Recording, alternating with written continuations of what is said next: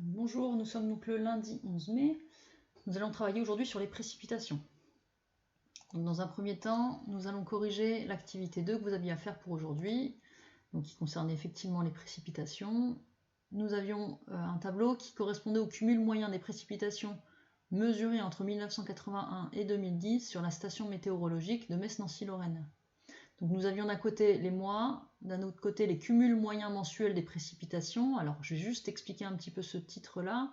Donc les cumuls, c'est qu'on va additionner chaque valeur qu'on a mesurée tous les jours. Donc pour janvier, on a 31 valeurs qu'on va additionner. Par exemple. Le fait que ce soit moyen, en fait on a fait ça tous les ans et on a fait une moyenne sur ces années-là. Et donc c'est effectivement mensuel, hein, parce que vous voyez que vous avez une valeur par mois. Donc on avait un questionnaire associé. Alors, calculer le nombre d'années durant lesquelles ont été relevées ces précipitations, c'était comme pour les températures, c'était 30 ans. Hein, donc de 1981 à 2010, il y a bien 30 années. Hein, parce qu'on commence au 1er janvier 1981 et on termine au 31 décembre 2010. Donc ça fait 30 années, pas 29. Hein. Ensuite, retrouver l'unité de mesure des précipitations. Donc là, il fallait regarder dans le tableau. Donc c'est des millimètres. Retrouver le cumul moyen des précipitations minimales mesurées. Donc dans ce tableau, la valeur minimale, on l'avait ici, donc 42 mm, et c'était au mois d'avril. Ensuite, retrouver le cumul moyen des précipitations maximales mesurées. Donc si on regardait bien, on avait juillet, donc 72,1 pour juillet. Ensuite, calculer le cumul des précipitations. Donc dans ce cas-là, on va additionner tous les cumuls moyens mensuels. Donc on additionne tout ça. Donc on additionne tout, ça nous fait 716,3 mm. Donc voilà le total des précipitations qu'on a en un an. Donc c'était sur la période 81-2010. Donc selon les années, aujourd'hui on a en général un petit peu moins de précipitations ces dernières années. J'avais rajouté 2 questions supplémentaires. Donc la première, citer l'appareil permettant de mesurer les précipitations. Donc ça, si vous le saviez, c'était très bien. Si vous ne le saviez pas, vous auriez pu chercher sur internet. Donc c'était le pluviomètre.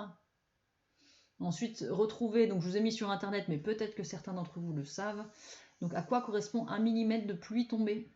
Donc 1 mm de pluie tombée, ça correspond à, à 1 litre par mètre carré. Donc 1 mm mesuré dans le pluviomètre, c'est 1 litre, donc vous imaginez bien une bouteille d'1 litre qu'on a versée sur 1 mètre carré. 1 mètre carré, c'est un carré qui fait 1 mètre sur 1 mètre. Donc dans le cours, on va noter un B, les précipitations. Donc on avait noté le A, les températures, la B, les précipitations.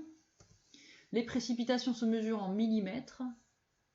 L'appareil utilisé pour mesurer les précipitations est le pluviomètre. Alors je vous ai juste mis une illustration, le pluviomètre ça ressemble à ça. Alors il y en a d'autres, hein, mais le plus courant, on va dire, celui qu'on trouve en jardinerie, il ressemble à ça.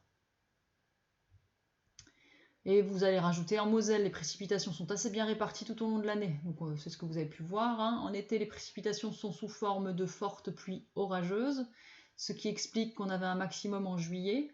Hein, ce sont les orages, on a beaucoup de pluie d'un coup. Et en hiver, souvent sous forme de neige. Alors pour jeudi, donc ce jeudi 14 mai, je vous propose de faire l'activité 3, c'est le tracé de diagramme climatique. Donc vous avez les données, donc j'ai repris les données, les températures qu'on avait vues dans l'activité 1, les précipitations qu'on avait vues dans l'activité 2. Donc là, je vous demande de réaliser un diagramme ombrothermique. Donc je vous ai mis des indications. Donc vous allez me prendre une feuille à gros carreaux. Si vous n'avez pas de feuille à gros carreaux, et si vous avez du papier millimétré, prenez du papier millimétré, mais vous ne compliquez pas la vie, hein, vous pouvez faire ça aussi dans votre cahier de bio. Je vous demande de tracer les axes. Donc l'axe horizontal, qu'on appelle l'axe des abscisses, je vous demande de prendre un carreau pour un mois. Les axes verticaux, donc l'axe des ordonnées, axe de gauche pour les températures, un carreau de degrés, axe de droite, les précipitations, un carreau 4 mm. Je vous demande de nommer les axes. Donc mois pour les abscisses, température en degrés Celsius pour les ordonnées de gauche, précipitation en millimètres pour l'axe des ordonnées de droite. Je vous demande de tracer les points qui correspondent aux températures moyennes mensuelles. Je vous demande de relier ces points à la règle en rouge. Et dans ce cas-là, vous me soulignez ensuite le titre de l'axe des températures en rouge. Ensuite, de tracer les points correspondant au cumul moyen mensuel des précipitations. Relier ces points à la règle en bleu, donc souligner le titre de l'axe des précipitations en bleu et donner un titre graphique. Donc je vous laisse faire ça tout seul.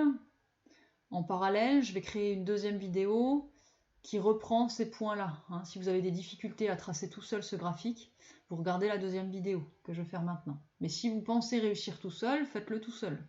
Ok ? Donc je vous souhaite bon courage et puis je vous dis à bientôt. Au revoir.